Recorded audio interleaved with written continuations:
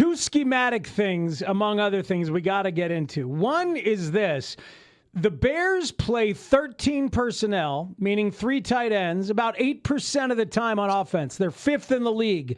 The Rams are number 1 in how often they play it, 30% of the time. Coach McVay has figured something out with the 3 tight ends, and he plays that way a lot. If you're the Bears defense, how do you respond? What do you want to do? Do you play the nickel? Do you play the dime? Do you load up on backers? What do you do against 3 tight ends if you're Dennis Allen? Well, it used to be whenever you put an extra tight end in, you were thinking of putting in an extra safety or an extra linebacker. But that's when the extra tight ends meant for an offense more run opportunities. But the team that really turned it back in the days when the Patriots had Gronk and they had Aaron Hernandez. Good guy. All of a sudden, that opened up a whole different light on the 2 tight end package. Because the minute you had your linebackers in there, they would flex those guys out, and they could both run routes and catch the ball. And now they had an advantage against a smaller defensive back. Against a linebacker. If you substituted and put extra defensive backs in, now all of a sudden they would bring those tight ends in tight and run the ball. And the Rams do a little bit of that. The Bears do a little bit of that. To me, I would do it. If I was defending them, I would do it by field position and down and distance. Where are we at on the field, and what's the down and distance? And then you have to play the percentages in your mind and make a decision. I think they're going to run it. I think they're going to pass it, regardless if it's 2 tight ends, 1 tight end, 3 tight ends. And make a call accordingly. Coach, what do you think of Matthew Stafford and the year that he's had? Oh, I think he's had a great year. He's 25 touchdowns and I believe 8 interceptions. And I think 8 of the 8 interceptions, I think half of them came in one game. So, he's having a MVP year. He'll probably win the MVP, I'm thinking. Mm-hmm.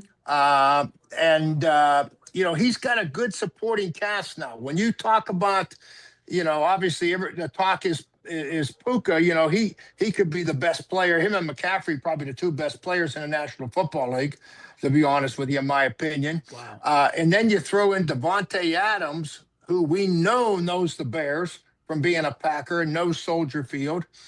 And then they got the tight end Higbee, who's a player. And don't underestimate this. We talked about this a little bit last year. Sean McVay is the type that if you let him run the ball, he will line up and Stafford will get under center and they will run the football. Yeah. And their running back, right now, Kyren Williams. He's averaging 4.8 yards a run. I mean, that is outstanding. So he's, to me, they're just as dangerous running the football as they are throwing it. A lot similar, very similar offense to the Bears, to be quite honest with you. And, they're a top 5 offense in those categories. So, you have to defend everything when you play them. You can't go into the game and say they really don't want to run the ball. Let's load up on the pass or vice versa. That's not, and they're going to get up under center and they're going to not like Green Bay. I mean, being in the shotgun on the goal line and not wanting to run the ball and not believing you can run the ball. I mean, that stuff drives me nuts. That we saw enough of that with Justin Fields a couple years ago, but. So they're not going to do that. They're going to challenge you on the running game. And then their defense, though, the interesting thing, the second half of the season, the Rams defense, they were giving up like 12, 13 points a game. And now the last, I think, 6 games, they've given up over 20 points a game. So I don't know what it is, but for some reason, the wheels have kind of come off this defense a little bit. And early in the year, boy, they were talked about as being one of the 4 or 5 best defenses in the whole NFL. And now they're not. I mean, they're like 25th or, they're in that range as far as, rankings in the 32 teams. So, I'm not sure about what's going on with their defense. So this could be another shootout, a little bit like the 49ers game. Yeah, that's what Lawrence has been saying. Pew, pew. Pew, Big, pew, pew. big time shootout, and you might be right, Coach. That it could be a very interesting thing. You're right about the run game. Their last 6 games, they're averaging more than 30 carries a game. Like, they're not afraid. Yeah. They're not afraid to run it if you let them. Let me ask you a question about Stafford. He destroys the blitz. Like, he's been brilliant against the blitz this year. Quarterback rating of 125, Coach, and he's had 32 touchdowns and just 1 interception against the blitz this year. Just crazy numbers. Wow. Right? But you still got to do it. You still got to try and get there. I mean, whether it's DeMarco Jackson up the gut, go after Coleman Shelton, I don't know, or like using the nickel or the dime off the edge, they still got to go after Matthew Stafford, don't they?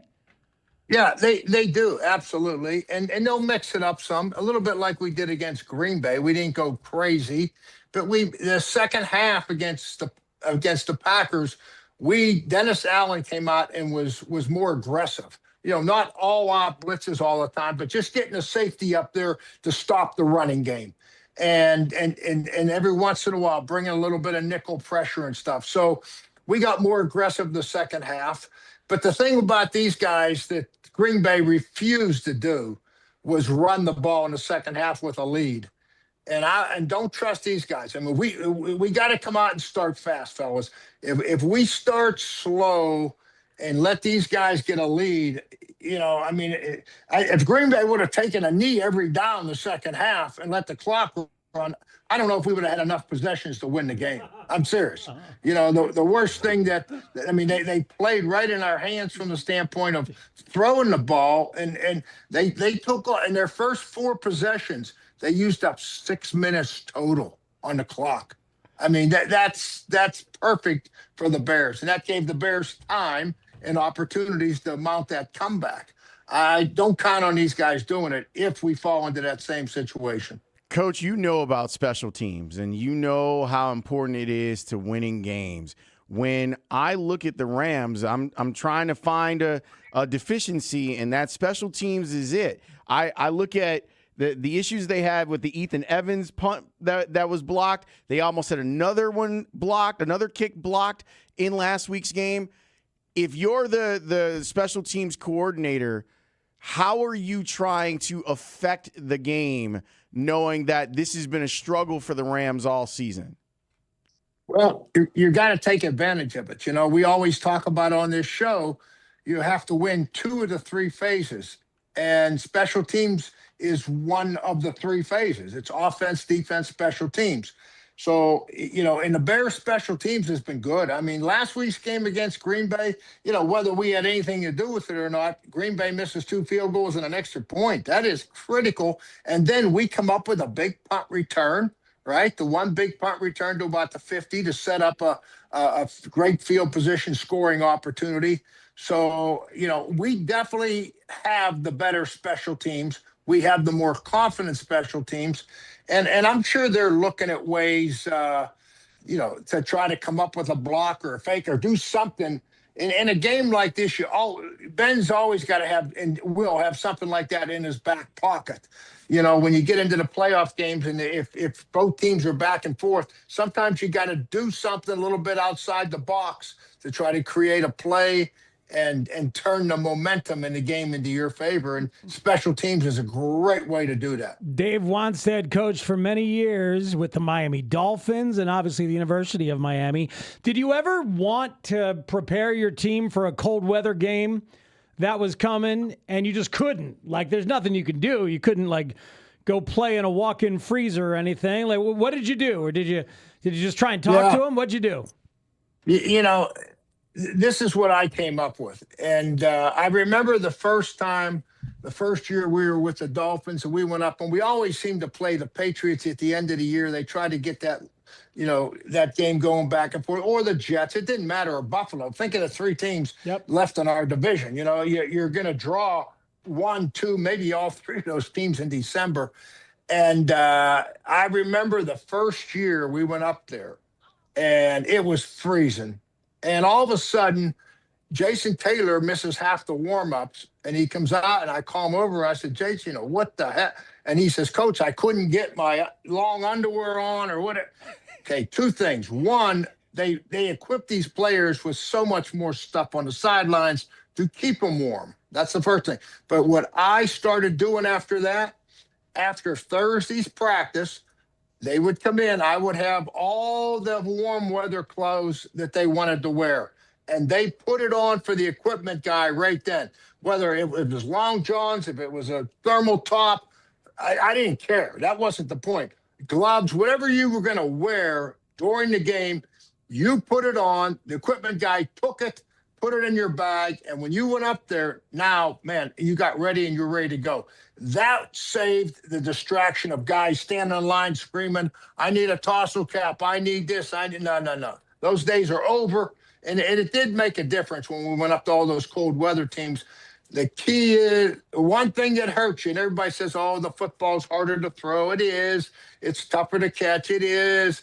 But you can't simulate that in practice when you're in L.A. or you're in Florida. You can't do it. The weather's not going to give you a chance to practice in the sub-zero temperatures and throw and catch and kick the ball. So that is advantage to the Bears for sure. Did you used to have like a different stuff on the sidelines? Like, did you do like chicken noodle soup or cocoa on the sidelines, or was it still just water and Gatorade? I have no idea. That was the furthest thing from my mind. I was not a big hat guy. I only wore a hat a few times. So I could deal with the cold pretty good. So I'm sure they did. They had something, but what? I have no idea. Yeah, but I love you saying that it matters, Coach. That and you just gave a great description of the nuts and bolts, like the basics of I'm wearing 3 different layers. Better get used to that. And let's get it done now, so that as you're getting prepared on Sunday afternoon, that there isn't an issue. You've got everything you need, and you know how it works as you're walking into the game. And how about the mindset, Coach, of if you're the Bears players, you've been practicing in it, and you're smiling at that point, and they might not be. Yeah, absolutely. I think the biggest thing this week for the Bears, and maybe it won't be, maybe to play this game against a team like the Rams and play it at the level you need to play at, you need to be emotionally all in. This game is going to be, all these playoff games are heavyweight fights. Put it in that analogy. You don't get ready for a heavyweight fight, Friday before the game on Sunday. It starts building Tuesday, Wednesday. And but I think the challenge this week is getting the Bears emotionally back to that level where they were at last week against Green Bay, when you're coming off a hard-fought game against the Packers and win it the way we did. Now we got to fill that tank again with the emotion to get back to that level. Does that make sense? Yeah. How do you do it? What are the things that you're hoping that Ben did to get them to that point? Well, I think he's going to talk to him.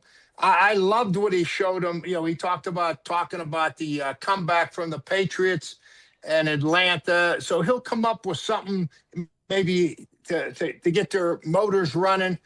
He may talk about, hey, we're playing against the MVP, in the league, probably in Stafford.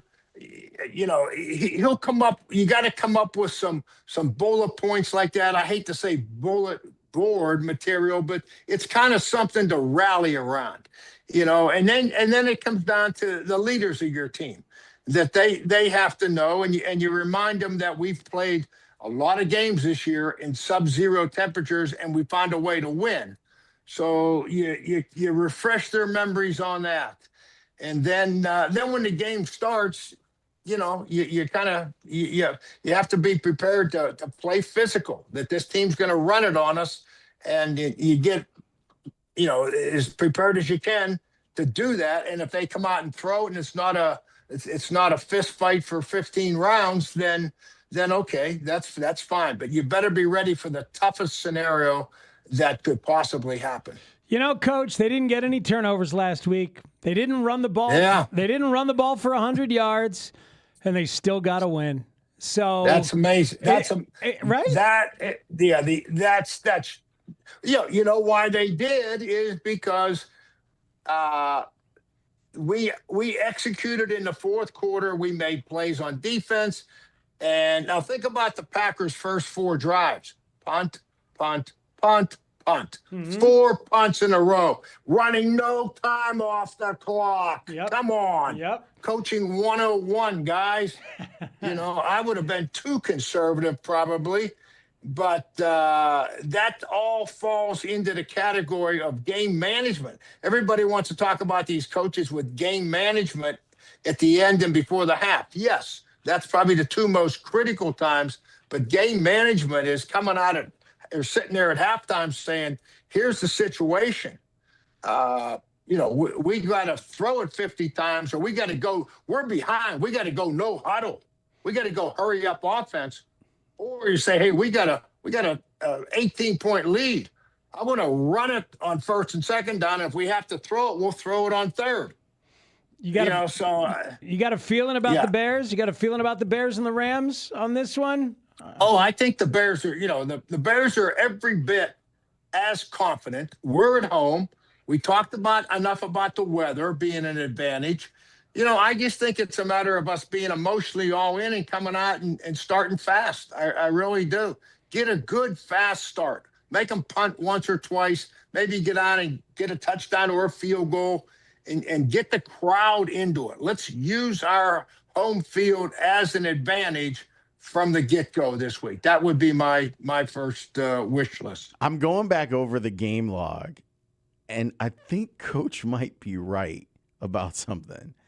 The Packers took the lead 27-24, and they get the ball. Like the Bears get to 24. The Packers get the ball. They still have the lead with 4:12 left on the clock. Yeah, that's the brutal coaching drive by Matt LaFleur. Yep. McManus kicked and missed the field goal with 2:56 left on the clock. Insane. And that's after a bunch of plays. Yeah, that on that drive, the clock stopped after 6 plays in a row. 6 plays in a row, Coach. And you didn't force the Bears to use all of their timeouts. Like, unbelievable. It's pretty crazy. Yeah, had they taken a knee. Like, you can take a knee. Coach, as always, we appreciate you. Have fun tonight. We see that you're looking good. You're ready for TV.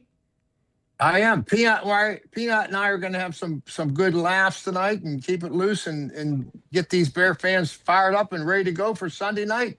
We love it. Coach, have a great time tonight and tomorrow on NBC5 at 6:30. And we look forward to talking to you next week. And maybe we're talking about the NFC Championship game. Let's go. That would be great. All right, guys. Thank you. And, didn't mean to bother you. Thank God we